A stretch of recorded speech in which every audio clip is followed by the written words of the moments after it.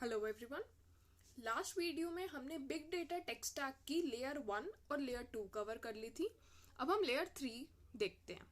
Layer 3 है operational databases. सबसे पहले ऑपरेशनल डेटाबेसेस होते क्या हैं? ऑपरेशनल डेटाबेसेस ऐसे डेटाबेसेस होते हैं जो रियल टाइम में डेटा स्टोर और प्रोसेस करते हैं। ठीक है, तो यहाँ पे डेटा फ्रीक्वेंटली चेंज होता रहता है।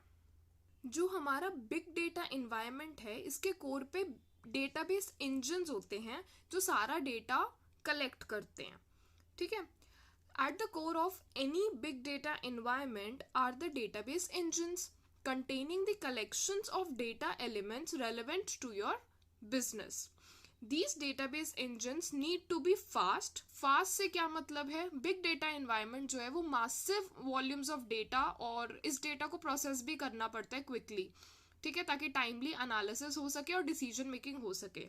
तो डेटाबेस इंजन्स जो है वो फास्ट होने चाहिए। स्केलेबल से क्या मतलब है? स्केलेबल जो है crucial you can say property है बिग डेटा इन्वायरमेंट की, क्योंकि ओवर टाइम ग्रोथ तो चाहिए बिग डेटा के साथ। तो डेटाबेस इंजन्स जो हैं वो स्केल कर सके, चाहे हॉरिजॉन्टली चाहे वर्टिकली, और इन दोनों के मतलब मैं आपको प्रीवियस वीडियोस में एक्सप्लेन कर चुकी हूँ। Then comes the rock solid. Rock solid से क्या मतलब है? हमारा जो बिग डेटा इन्वायरमेंट है उसको डेटाबेस इंजन्स रॉक सॉलिड चाहिए, मतलब रॉबस्ट और रिलायबल डेटाबेस इंजन्स चाहिए। Now, database designers describe transaction processing with the acronym ACID. ठीक है, ACID properties के बारे में हमें देखना है। पहली है atomicity. A transaction, TX is transaction. A transaction is all or nothing when it is atomic. ठीक है, if any part of any transaction or the underlying system fails, the entire transaction fails. इसका क्या मतलब है atomicity का? हमारे database में जब भी कोई ट्रांजैक्शन हो रही होती है, या तो वो पूरी परफॉर्म होगी या फिर बिल्कुल ही एग्जीक्यूट नहीं होगी। मतलब it should not break in between, या फिर एग्जीक्यूट पार्शियली नहीं होनी चाहिए। एटॉमिसिटी को एक एग्जांपल के थ्रू समझते हैं। एक ए बंदा है, उसको बी किसी पर्सन के अकाउंट में पैसा ट्रांसफर करना है 10 रुपये। ए के पास पहले 30 रुपीज़ है, डेबिट हुए 10 रुपीज़, अवेलेबल बैलेंस 20। ये पूरा सही से एग्जीक्यूट हो गया, मतलब डेबिट का ऑपरेशन सही हुआ, सक्सेसफुल हो गया। अब जो बी के अकाउंट है, बी के अकाउंट में ए से तो डेबिट सक्सेसफुल हो गया, बट बी में क्रेडिट फेल हो गया।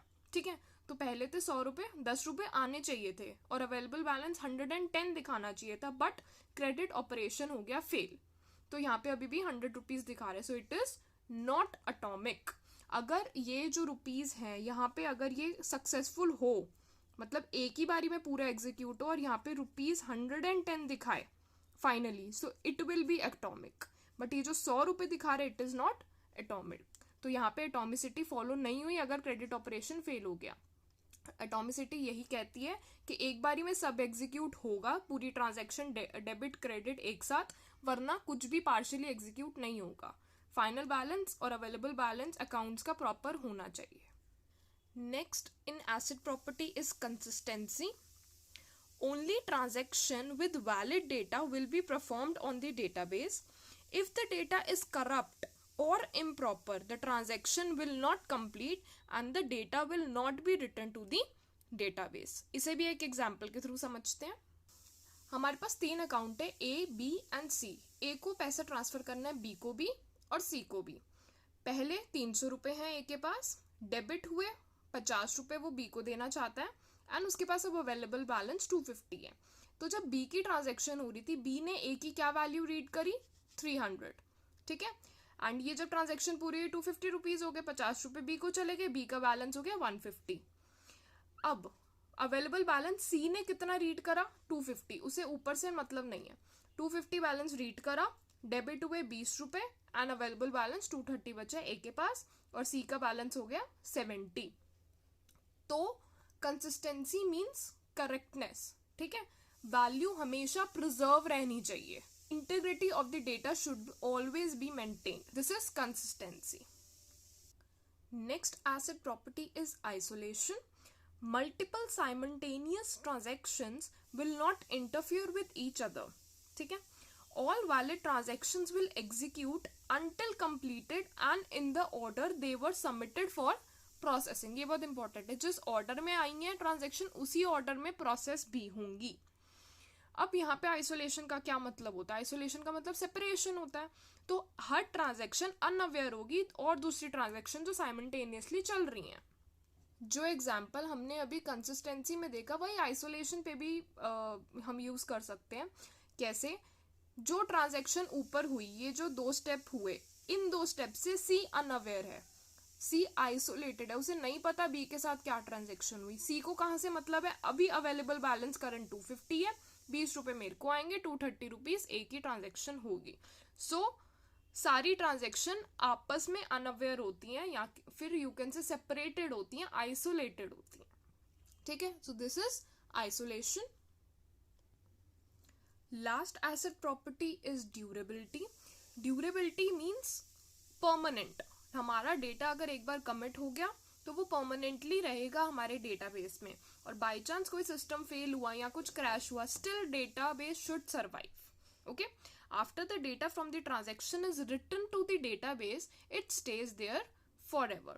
तो ये सारी थी हमारी asset property। So this was all about the third layer, that is operational databases। Big data tech stack की हमारी 4th layer है organizing data services and tools। जो ये सर्विसेज और टूल्स हैं ये हमें क्या चीज में हेल्प करते हैं? हमें कैप्चर, वैलिडेट और असेंबल करने में हेल्प करते हैं बिग डेटा को। ठीक है, और इन सब चीज़ों से क्या होता है? हम अपने जो डेटा है उसे एफिशिएंटली प्रोसेस कर पाते हैं। तो organising data services and tools capture, validate and assemble various big data elements into contextually relevant collections. ठीक है, अब यहाँ पे डिफरेंट टेक्निक्स यूज होती हैं, डिफरेंट टूल्स यूज होते हैं। हमारी जो सबसे फेमस टेक्निक है वो है मैप रिड्यूस। इसको हम इन डेप्थ 3rd यूनिट में अच्छे से पढ़ेंगे, जब हडूप के बारे में भी सब पढ़ेंगे, बट मैं आपको यहाँ पे एक ओवरव्यू देती हूँ मैप रिड्यूस है क्या। मैप रिड्यूस एक एल्गोरिथम है जिसमें 2 फेजेस होते हैं, मैप एंड रिड्यूस। ठीक है, मैप का क्या काम है? इनपुट डेटा को इंटरमीडिएट डेटा तक लेके जाना, मैपिंग फंक्शन का काम होता है। इंटरमीडिएट डेटा में टपल्स होती हैं जिसको की वैल्यू पेयर की फॉर्म में जो होती हैं, और रिड्यूस का काम होता है, रिड्यूस से पहले शफलिंग होती है, शफलिंग के बाद रिडक्शन होती है।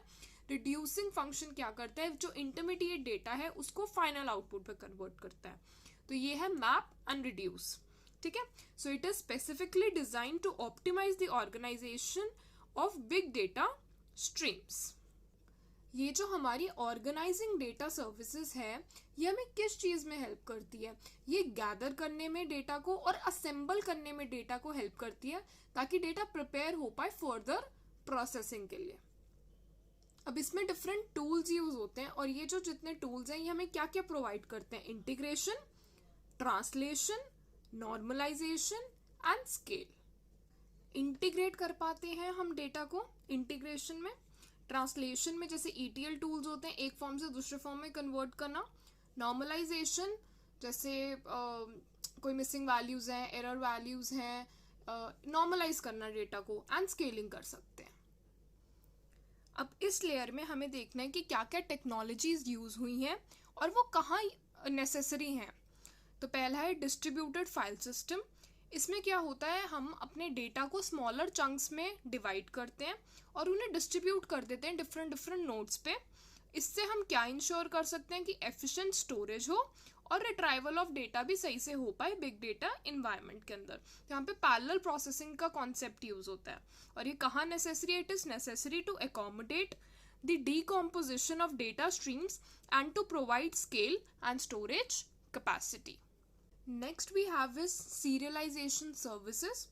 ये क्या करती हैं? हमारे डेटा को एक ऐसे फॉर्मेट में स्टोर करती हैं, या फिर हम अपने डेटा को ट्रांसमिट कर पाएंगे और जब भी हमें नीडेड है हम उसे रिकंस्ट्रक्ट भी कर सकते हैं। तो सीरियलाइजेशन जो है वो बहुत इंपॉर्टेंट रोल प्ले करता है डिस्ट्रीब्यूटेड सिस्टम में, ताकि हमारा जितना भी डेटा है वो हम शेयर्ड करके स्टोर कर सकें और डिफरेंट कंपोनेंट्स आपस में सीमलेसली इंटरैक्ट कर पाए। तो ये कहाँ पे नेसेसरी है?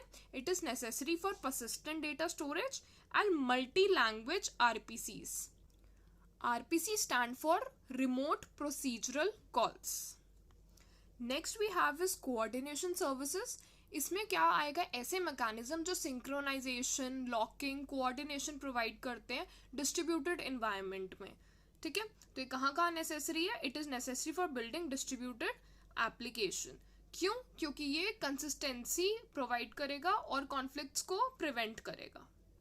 Next we have is ETL tools. ETL stands for extract, transform and load. ठीक है, ये जो स्टेप है ये बहुत क्रूशियल होता है बिग डेटा प्लेटफॉर्म में। क्यों? क्योंकि ये हमारे डेटा को प्रिपेयर करते हैं ताकि हम उसे एनालाइज कर पाएँ।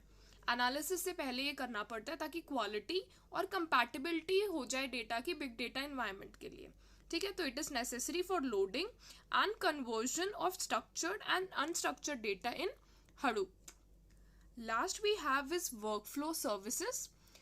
अब ये वर्कफ्लो सर्विसेज क्या काम करती हैं? ये एक प्रॉपर स्ट्रक्चर प्रोवाइड करती है ताकि हमारे जितने भी टास्क एग्जीक्यूट हो पा रहे हैं वो सही से कोऑर्डिनेट हो पाए और मैनेज हो पाए डिफरेंट लेयर्स में in the data processing pipeline.